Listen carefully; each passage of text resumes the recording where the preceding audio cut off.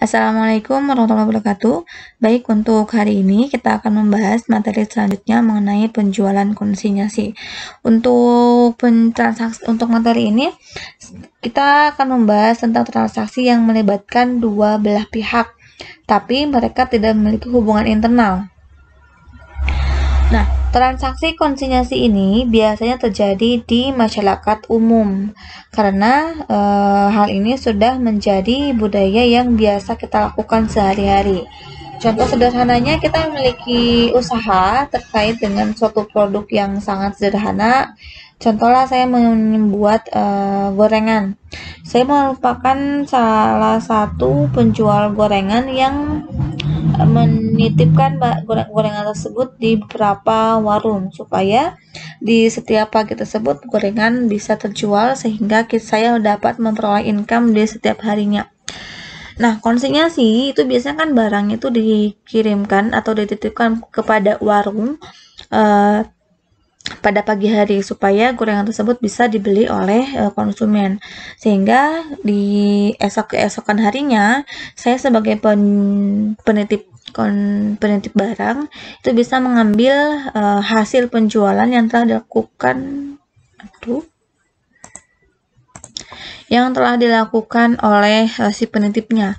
Nah, dalam hal ini ada dua istilah yang kita sebut konsignor dan konsigni. Nah, konsignor tersebut itu si pengamanat. Jadi saya sebagai pemilik gorengan memberikan amanat atau menitipkan barang kepada si yang diberi amanat. Nah, saya sebagai penitip tersebut namanya konsignor, sedangkan warung yang dititipkan namanya konsigni. Lalu, karena di sini saya sifatnya menitipkan, otomatis barang gorengan yang saya simpan di warung tersebut itu milik saya karena saya yang menitipkan. Sehingga si warung yang menerima titipan dari saya itu tidak boleh mengakui bahwa gorengan tersebut milik dia karena gorengan tersebut adalah barang titipan.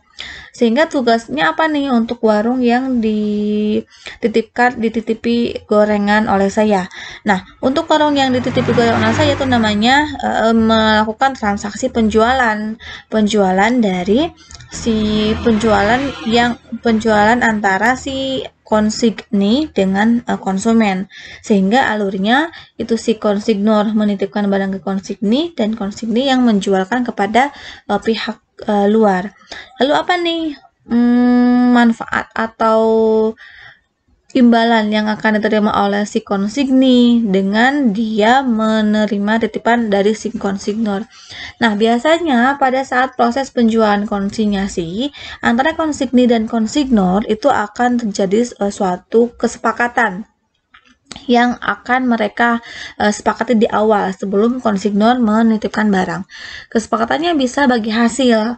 Nah, kesepakatan terkait bagi hasil, terkait pengambilan hasil penjualan, penitipan barang.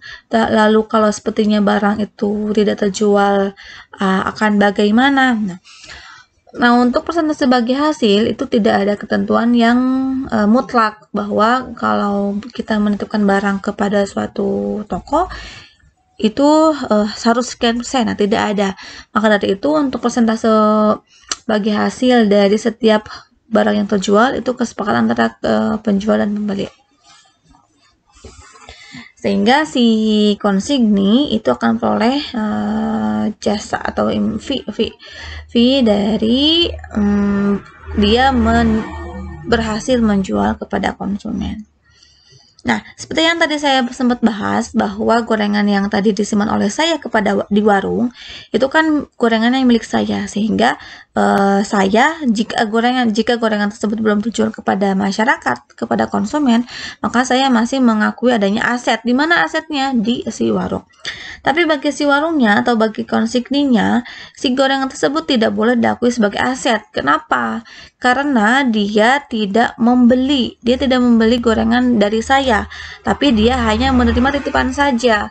Toh kan pada akhirnya mau terjual semua atau ada sisa, gorengan tersebut akan hasil penjualannya itu akan diterima oleh saya, dan jika ada sisa, si gorengan tersebut akan kembali ke saya juga. Nah, sehingga di sini tidak ada pengakuan persediaan, tidak ada pengakuan inventory yang nantinya akan dilaporkan oleh konsigni. Namun jika si gorengan masih ada sisa, maka bagi si konsigno itu harus mengakui adanya adanya inventory yang belum terjual, seperti itu. Nah, maka dari itu di sini ada kita akan membahas akuntansi untuk transaksi penjualan konsinyasi. Nah, berarti kan karena di sini melibatkan dua pihak antara konsigno dengan konsigni, maka kita akan mempelajari bagaimana perlakuan akuntansi di sisi konsignor dan bagaimana perlakuan akuntansi di sisi konsigninya. Nah, untuk metode yang bisa digunakan oleh konsigno dan konsigni ada dua metode. Yang pertama metode laba terpisah dan yang kedua metode laba tidak terpisah. Lalu apa nih perbedaan antara kedua metode ini?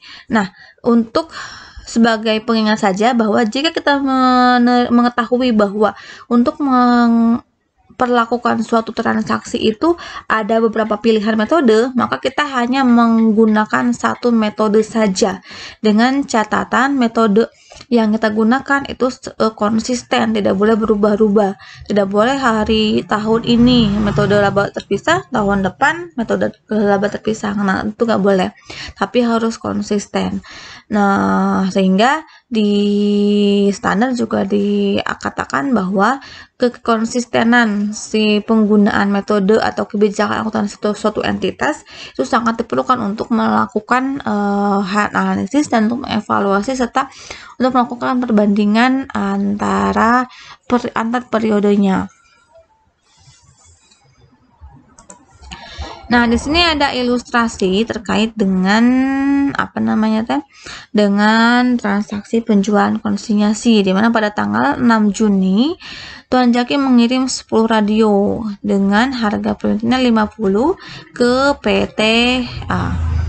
Dan biaya pengirimannya 60 sejak pengiriman radio sampai tanggal 20 Juli. Transaksi yang terjadi di komisioner dan sebagai berikut. Saya bikin dulu ilustrasinya.